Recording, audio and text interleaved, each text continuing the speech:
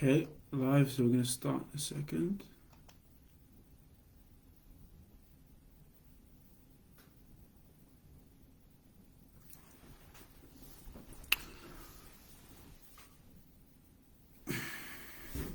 Okay, so today's live is going to be about the sixth sense, which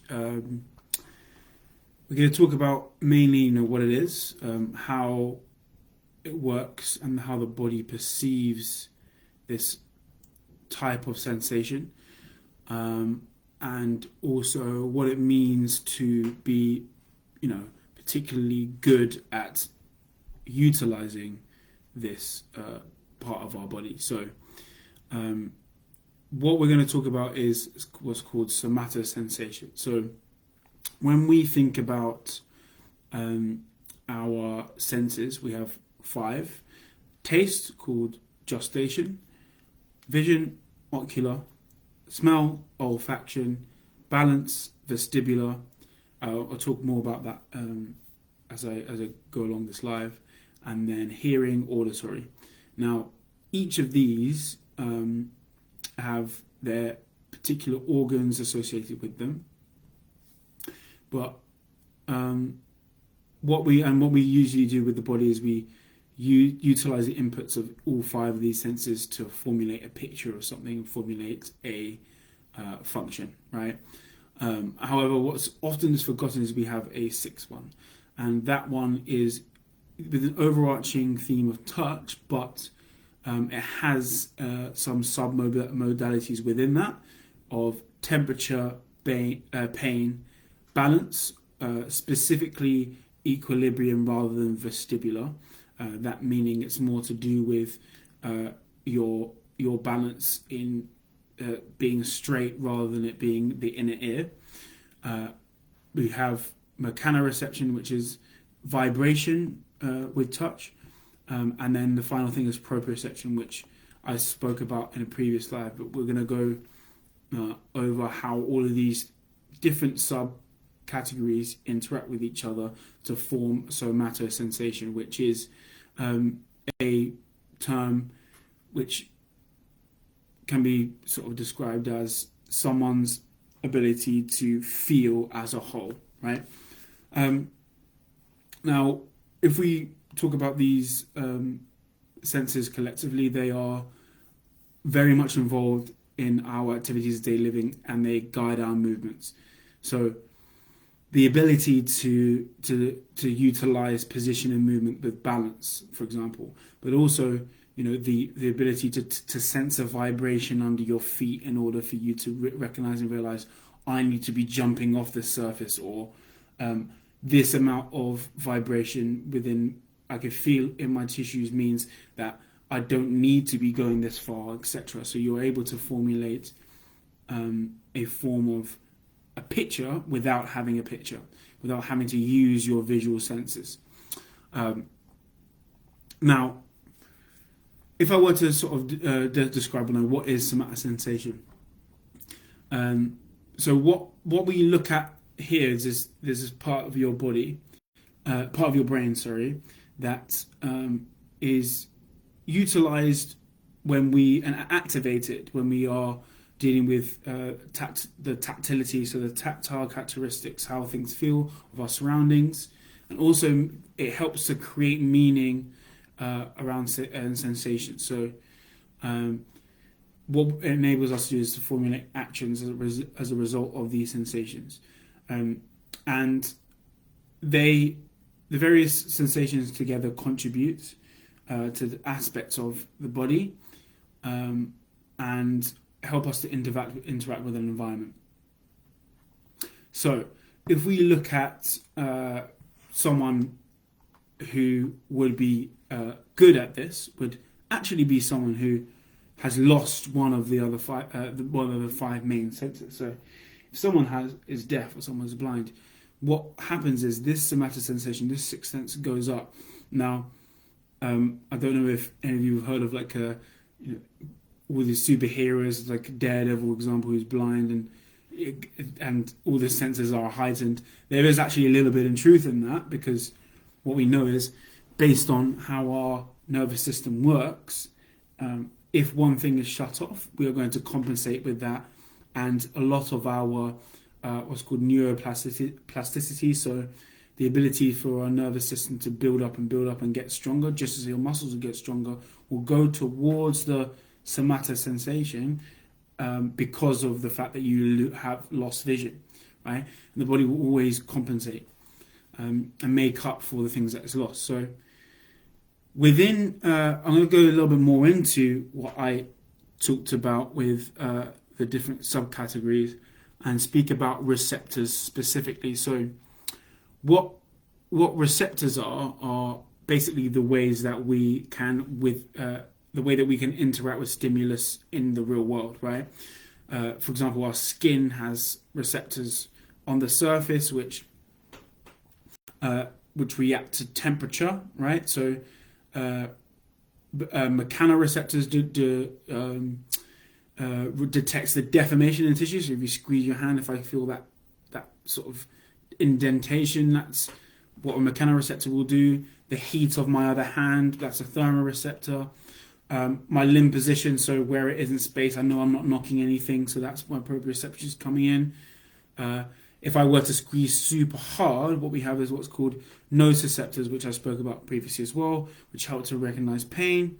You have then chemoreceptors, which is not really something that we can sort of see and feel, but more to do with a little bit more with what's in the central nervous system is chemoreceptors. So they are able to respond to chemical stimulus.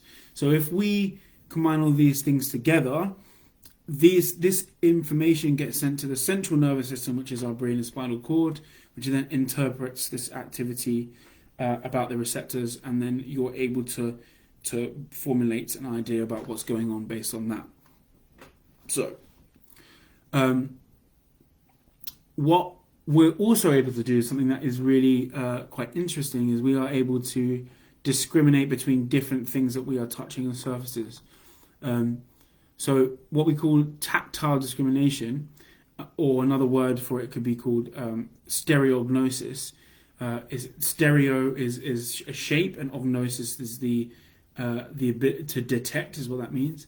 And what we're able to do is see, okay, I'm picking my phone up here, right? So I'm able to pick my phone up. If I were to close my eyes, I would probably say, okay, that's a phone. If I close my eyes and pick this up, this is a lamp, right? We're able to discriminate what we're feeling without actually having to visually see it. Now that is also part of our sixth sense. We are able to recognize things without having to think about it, without having to visually see it. What's important with that then is that, okay, what we're able to do in just a general population, if we practice something enough, and I mentioned neuroplasticity previously in other lives, where if you repeat something enough, what we know is your nervous system is able to be trained, and we're able to formulate new pathways. So if someone's not used to doing that one thing, then their body then becomes used to it, and it becomes second nature, and it's easy for someone. The same thing goes for the sixth sense. If you were to practice utilizing the sixth sense without having to utilize others, I use, for example, a good procedure for testing sense would be having someone stand on one leg, close their eyes, and open their eyes. Is there a major difference between those two things? We then know that, okay, if they are quite bad at closing their eyes and balancing, but they're actually quite good very good at balancing with their eyes open, then that person has not really got a good sixth sense, and it's not something they're utilizing in their life enough, but they are, quite good at utilizing balance and function with their eyes open. So a good thing for that person then would be to take away that visual reflex and visual receptors and utilize the somatosensation instead, and train that up, because that's clearly where their problem lies. Now we can talk more about what the clinical implications for this is. someone might have possible somatosensation deficits aside from the normal populations, which means they have difficulties with tactiles and proprioceptive discrimination, and it can limit someone's use of their hands, their ability to manipulate and grab objects, activities of daily living, balancing, standing up, you know, detecting when they were in danger, etc. That's something that someone can lose. Now, the main reason for that could be injuries or lesions to the areas of the brain. So, as I said, all of these receptors in the body go back up to the brain. And what can happen is, what we're seeing is there's not really an issue with, what they're feeling. So, with my hands, okay, I can pretty much, there's no issues with the receptors here, but there's an issue with interpreting the information in up here. So, along the way, it's okay, but once you get to the main processing of the information, that's where the issue is. But then on the flip side, what you can have is an issue with the actual sensation receptors themselves. Now, that could be more to do with a peripheral, so outside of the central nervous system, injury to nervous tissue, for example, a nerve lesion, for example, where you've had a car accident or a serious acute traumatic injury, and maybe you've also fractured a limb, that sort of thing. That could lead to a loss of the somatosensation receptors in that part of the limb. But then you have issues that could be coming from the brain, such as cerebral palsy, stroke, brain injury, traumatic brain injury, which then result in the processing being an issue. So, okay, if someone loses this sensation, then what somatosensation? So, if they have an impairment of interpreting the information, so as I said, cerebral palsy, or maybe have a brain lesion, it's usually the lobe of the brain, which is called the parietal lobe, which can deal with processing the information of sensation. What we're looking at, we could usually see as a disruption in movement coordination. Now, this may be something that I see in a client where they have really bad coordination. That could be as a result of them having a brain injury or hereditary issue, but it also just could be because they don't train that part of the brain enough, right? They could have a decreased sense of movement. So what we have with that could be a position sense with proprioception, or kinesthesia, which is a movement mechanic issue as well. You could get numbness, pins and needles, pain. Could be something that you see in someone that isn't supposed to be painful. In the stimulus cannot be painful, and that person then sees that as pain. That's another issue of an impairment of somatosensation in the sixth sense, as well as just reducing sensation to that area of the body as well. Now, if we're looking at it from a physio perspective, to say, okay, let's say someone were to come in to make, or someone just recognizes they're really bad at balance. They've never really been able to balance on one leg, for example. Just when they're doing general gym exercise, they see themselves quite lopsided and falling over. They might actually be just in an older population, and you have that full risk as well that you're associated with as you get older. That might be the case with those clients. And what we see in those instances is you want to do repetition of that specific issue. Now, if that somatosensation issue is mainly as a result of motor control, so their ability to control movement with sensation, then we want to do that motor control exercises and repeat those. And what we usually know is that you want to do as much as often as possible to fatigue. And the research shows that around 45 minutes of non-interrupted training on a daily basis is one of the best ways that you could get that area of the nervous system better. Proprioception exercises, so movement retraining, joint repositioning tasks could be something that you look at. Balance training. As I mentioned to you before, there's also like the different types of sensation within touch. So you could have an issue with temperature, vibration, and textures, and it may seem a little bit weird and trivial, but you can actually get train yourself to deal with temperature better, with vibration better, and textures better by taking some of the other stimulus out of the equation. So visual, for example, and practicing closing your eyes and touching top objects. Do that enough, and you are sure to improve that area of the brain as well.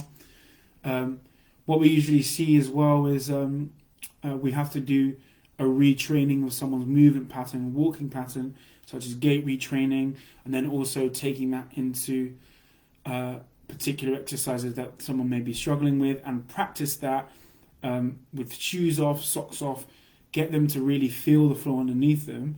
That is a really great way of you stimulating some of the receptors that are used in somatosensation and sixth sense. So what's important the key important thing for you to do is to do functional and specific exercises that are repetitive and able to be repeated. Obviously, your repetitive may seem like it's quite boring, and you may lose that intention of doing that so many times. But it is also very important that you do get the repetition. Is no matter how boring it is, you can change the exercises the way you do them, but in order to formulate a skill, repetition is needed. So, to summarize, the sixth sense is somatosensation, which can be summarized as a branch off from touch into different forms of central nervous system, taking information through receptors in the peripheral nervous system, and the effectiveness of someone in being able to formulate a picture from that information can be trained, and it's something that you may see if in your activities of daily living you may not be doing enough, and that's something that whenever you are engaging in exercise, that's something that you can look at as something that, okay, maybe I'm missing that, maybe I do have an issue with balance, maybe I do have an issue with motor control and positioning. So it's not just about doing an exercise just for the idea of strength, range of motion, and functional improvements. There could be some nervous system improvements that you can make as well. So that is how I would summarize somatosensation, and we will leave it there.